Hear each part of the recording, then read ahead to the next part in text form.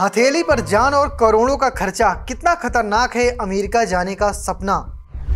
Panama के जंगलों में क्या होता है, आप बीती सुनकर क्यों आ जाते हैं आम लोगों को आंसू। एनआरआई बनने की चाहत के आगे घर रख दिए गिरवी, अमेरिका जाने की कितनी बड़ी कीमत।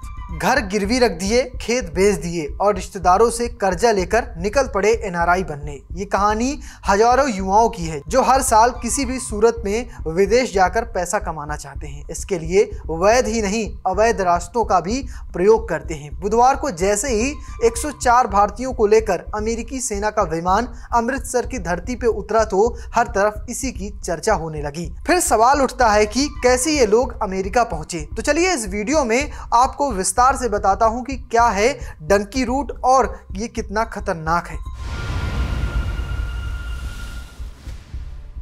चर्चा शुरू हुई अमेरिकी सेना का जहाज जब इंडिया पहुंचा। अमेरिकी सेना का प्लेन अवैध प्रवासी भारतीयों का पहला जत्था लेकर भारत उतरा और इस प्लेन में 25 महिलाएं, 12 नाबालिग और 79 पुरुष शामिल हैं। पंजाब के साथ ही निर्वासित लोगों में हरियाणा, गुजरात, उत्तर प्रदेश और महाराष्ट्र से भी हैं।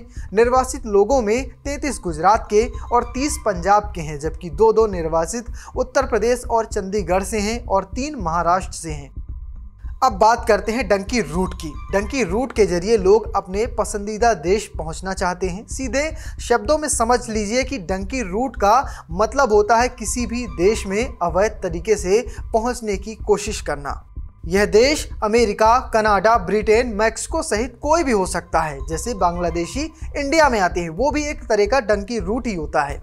लैटिन अमेरिका के देशों तक पहुंचने के लिए लोग एजेंट से संपर्क करते हैं और पहुंचने का रास्ता इस पर निर्भर करता है कि एजेंट के उन देशों में मानव तस्करी नेटवर्क से कैसे लिंक हैं। कुछ एजेंट्स दुबई से सीधे मैक्सिको का वीज़ा दिला देते हैं, लेकिन मैक्सिको पहुंचने पर सबसे ज़्यादा खतरा गिरफ्तार होने का रहता है। इसलिए ज़्यादातर एजेंट अपने क्लाइंट्स को किसी लैटिन अमेरिका देश में उतारते हैं, फिर उन्हें कोलंबिया ले जाते हैं। कोलंबिया से उन्हें पनामा के जंगलों में ले जाया जाता है और इस दौरान उन्हें डरियन गैप नाम के एक खतरनाक जंगल को पार करना होता है। इस जंगल में पानी की तो कमी होती ही है, जंगली जानवरों और क्रिमिनल गैंग्स का भी खतरा होता है। विदेश पहुंचने का सपना रखने वाले लोग इस रास्ते पर लूटपाट का शिकार होते हैं और यहाँ रेप की भी घटनाएं होती हैं। इसका कोई आधिकारिक आंकड़ा नहीं है क्योंकि इस क्षेत्र पे किसी का कानून नहीं चलता, इसलिए यहाँ पर ऐसी घटनाएं होती रहती हैं। सब कुछ ठीक रहा तो 8 से 10 दिन में ये रास्ता पूरा हो जाता है, लेकिन अगर किसी शख्स की मौत हो गई तो उसका शव अंतिम संस्कार के लिए उसके घर तक नहीं भेजा जा सकता, वहीं पर उसे छोड़ दिया जाता है। कहा जाता है कि वहाँ पर अभी भी अधखाए शव, कंकाल और न जाने ऐसी तमाम सारी चीजें पड़ी हैं जिन्हें देखकर आम आदमी की रूह कांप जाएगी।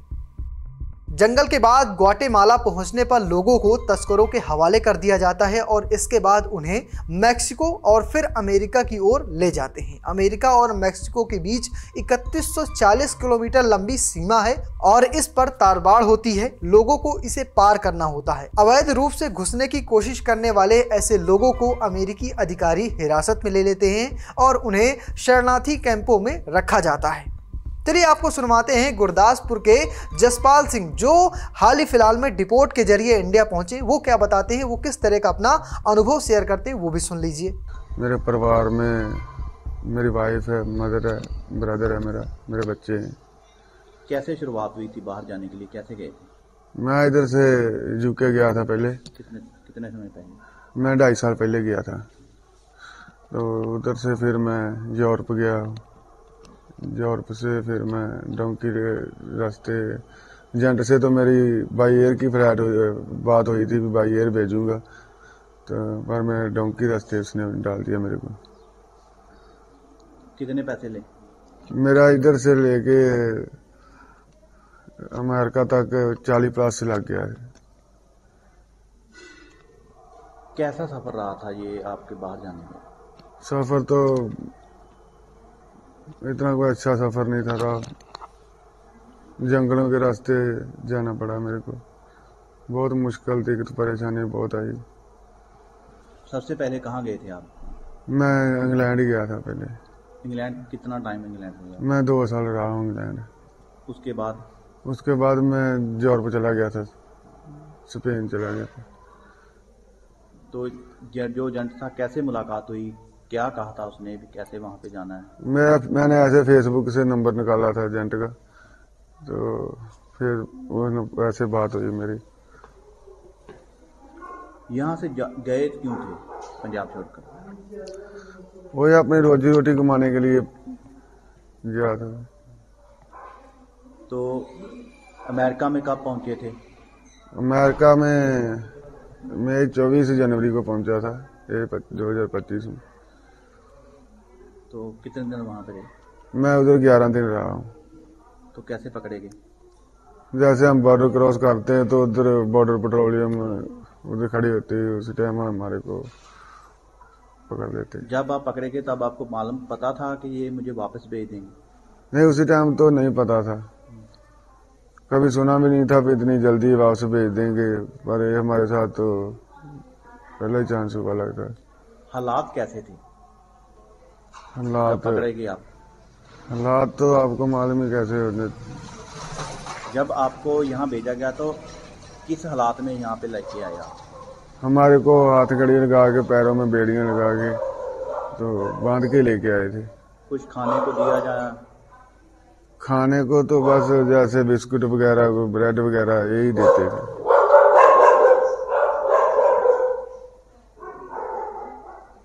और भी लोगों को जानते हैं आप वहाँ पे जो गए हुए हैं? नहीं, उनको किसी को मैं नहीं जानता। अगर सरकार, ट्रंप की सरकार बदलती है वहाँ पे, आप दोबारा वहाँ जाना चाहोगे? नहीं, अभी नहीं जाना चाहता, क्योंकि अभी मेरे पास कुछ है ही नहीं, पैसा ही नहीं है जाने के लिए। पर मैं सोचेगा भी नहीं अभी जाने के लिए उधर। क्या कहना चाहोगे सरकार को, भारत सरकार को? मैं तो यही कहना चाहूंगा अभी इधर ही कोई हमारे को रोजगार दिया जाए, और जो हमारा इतना पैसा लगा है, कोई ना कोई सरकार को हमारी सहायता करनी चाहिए। आप जिस एजेंट के थ्रू गए थे, उस एजेंट पर कोई कार्रवाई चाहते हैं? कार्रवाई तो चाहते हैं, पर अभी उसका कोई नंबर नहीं है, मोबाइल नंबर वगैरह भी नहीं है। वो जो जब बॉर्डर क्रॉस करने के समय पहले हमारा मोबाइल जो है उसमें से नंबर डिलीट करवा दिए थे एजेंट ने। तो फिलहाल आपको कैसी लगी हमारी ये रिपोर्ट, कमेंट बॉक्स में जरूर लिखना और पेज को फॉलो करना, चैनल को सब्सक्राइब करना बिल्कुल भूलिएगा। धन्यवाद।